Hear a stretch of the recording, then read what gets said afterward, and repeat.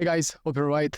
Another losing day. I hit my daily loss limit. Thank God for my daily loss limit because I traded really bad today. I took a lot of losses, and that's because I tried sticking to one contract, one mini contract, and decreasing my stop loss to half, to 20 ticks. And I'm used to a 40 tick stop loss, so I took a lot of stops today. I lost a lot of trades where I got stopped. And yeah, I just traded badly because of it. So let's get through it. I unfortunately misrecorded my screen, but I know what trades I took and I'll walk you through them because I'll see in TradeZilla what trades I took and you'll be able to follow through. So this is the first trade I took. New York Open, I didn't wait for a really good trade here. It was just based on first touch of the 50 SMA. It didn't play out. I closed it for a quick loss. And yeah, you can see here at this point, I'm still using a 40 tick stop loss. I got out at break even there. And right now I took this long here on the daily open. It was a bad trade. So I just got out for a loss. I'm $300 down. So now I enter on the New York view up in the backtest in Confluence with the ATMA. This is the first proper trade that I take. 2 levels of Confluence and yeah, a good reaction. I enter it again because the trade idea is not invalidated. I'm expecting to chop here in between the view ups. And yeah, this is what happened. So I took 2 winning trades after those rushed trades, those trades that weren't so good. So right now I take this trade once more, but look what I'm doing. I move the stop loss higher and I get stopped. And after I get stopped, the move just goes to take profit. And that just goes to show that I didn't accept the risk. And yeah, this is what happens when you don't accept the risk. The trades stop you out and they play out. Right now, I took this short from view up. It's a little bit against the momentum of this 1 minute candle. But yeah, nonetheless, it's a losing trade. It's not the worst idea in the world. So now I take this New York Open long here. I get chopped because my stop loss is too tight with 20 ticks. So right now I close this trade because I didn't like the reaction. And this is all that I recorded for today. You can see that I hit my 500 daily loss limit. But if we're going to record the screen, we can look here. So this is my TradeZilla. This is how it's looking like. I won 700 on Friday and Monday and Tuesday. Today and yesterday I lost. I traded really poorly. And let's see what trades I took today. We'll start with the first one. The first trade was here during New York Open. It was 1 minute after New York Open. It was the 50 SMA short that I tried. I waited for a 1 minute candle close, but it was still against the bullish momentum. We breached the CVD line. So yeah, this is a bad trade all in all. It was rushed. I didn't wait for a confirmation. This trade was a no setup trade. It's a break-even trade. So yeah. Afterwards, I took this long here on the daily open. I saw a delta reaction, but that's a bad trade because I didn't have any more level of Confluence, just the daily open and the delta reaction, which changed instantaneously. So yeah, moving forward, it was against the trend. I entered too early and it was low probability. Those are the mistakes. These are the 2 winning trades that I took, the New York view up and the ATMA Confluence, one after the other. And afterwards, I lost this trade here because I choked the trade. I didn't let it play out and move the stop loss. This was a loss due to my poor trade management. Not long after, I shorted the view up. I lost it because we didn't have any other Confluence. It was a first touch, no confirmation. So yeah, bad trade. This is a break-even trade, which I took afterwards, no setup. Then on NQ, it was a continuation trade. We claimed the view up, but unfortunately, I had a too tight of a stop loss. The trade wasn't bad. It happened at 1647. So let's see on the chart 1647. It's right here. You can see here that this was the trading idea. We came down. I shorted the view up here, and I think I lost in this candle. And then here, I longed the view up, and yeah, I think I longed it at the top of the move, and then it came down 26 ticks. I had a stop loss of 20 ticks. It stopped me out, and then it continued higher. The trading idea was good, but my execution was really bad. So yeah, no excuse here. Then at 4:51, I took an ATMA trend. delta reaction with local trend. So this is a good trade because we claimed the view up and then we backtested the ATMA right here in this candle and we went much higher. So this is a good trade. Afterwards at 5:01, this is another ATMA trade here. Delta reaction 1 minute close.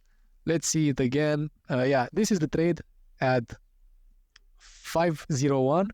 It was in this really bearish candle. You can see we were trading above the CVD line and that we backtested the ATMA, and I thought we were going to see continuation into the naked value area high and the overnight high here, but we didn't, unfortunately, and it just stopped me abruptly. So after this trade, I took another trade here on the 24 EMA, which with a 20 tick stop loss stopped me instantaneously as well. So I took two losing trades here of $200. So I was a bit in profit after I won this trade from the ATMA, and with these two losses, I'm now somewhere around break even or even worse.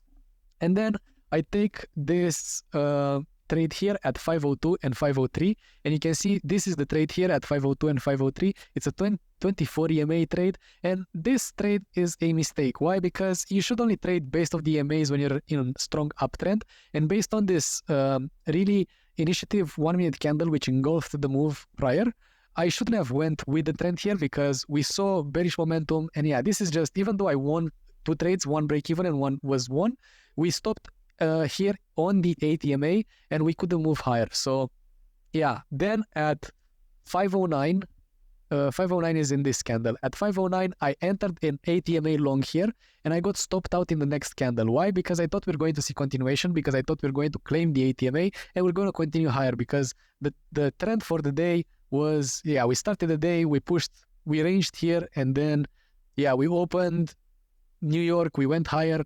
We backtested the 24 EMA, and at this point I thought we were going to see continuation, and we didn't. I got stopped out in this trade, and afterwards at 5:17, I took this New York Open long here.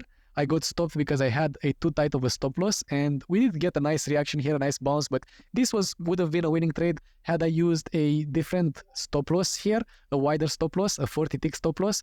And yeah, this would have been a good trading idea, but I lost, unfortunately, $100 in the previous long on the ATMA long, and I lost $100 on the New York Open long, and then again 1 minute later I lost again in the same area on the chart.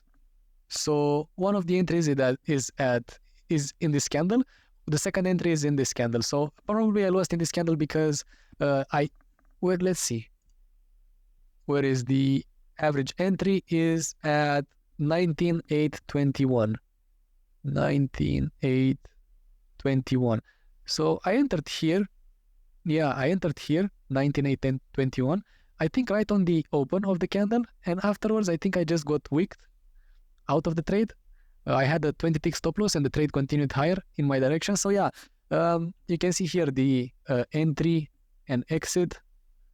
So yeah, unfortunately I just got stopped by 1 tick. You can see here the difference. It's 5 points and 1 tick. And yeah, this is just annoying. And I could have won both trades here. Could have been this trade and this trade, instead of a $100 loss, they could have been $400 in total win. And yeah, this is just based on me mismanaging my stop loss and using too tight of a stop loss. And then at 5:21, let's see where 5:21 is. Again, I longed here the NQ ATMA. I longed in this case. No, I shorted the ATMA in this trade. That's why I lost. You can see here, this was a short, and I shorted the ATMA. Yeah, this was a loss. New York Open is still a pretty strong level. You saw that we held it for 1, 2, 3, 4, 5 minutes. And yeah, we just wanted to see a little bit higher. But then eventually we started breaking through it and we went much lower from here.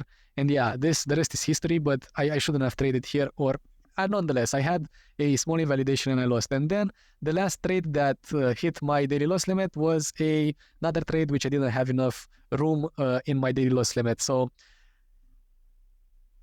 yeah, to recap, I made mistakes today because I had too tight of an invalidation and I didn't let trades play out. I moved my stop loss, and yeah, I lost a lot of trades. Out of 19 trades, I lost 11.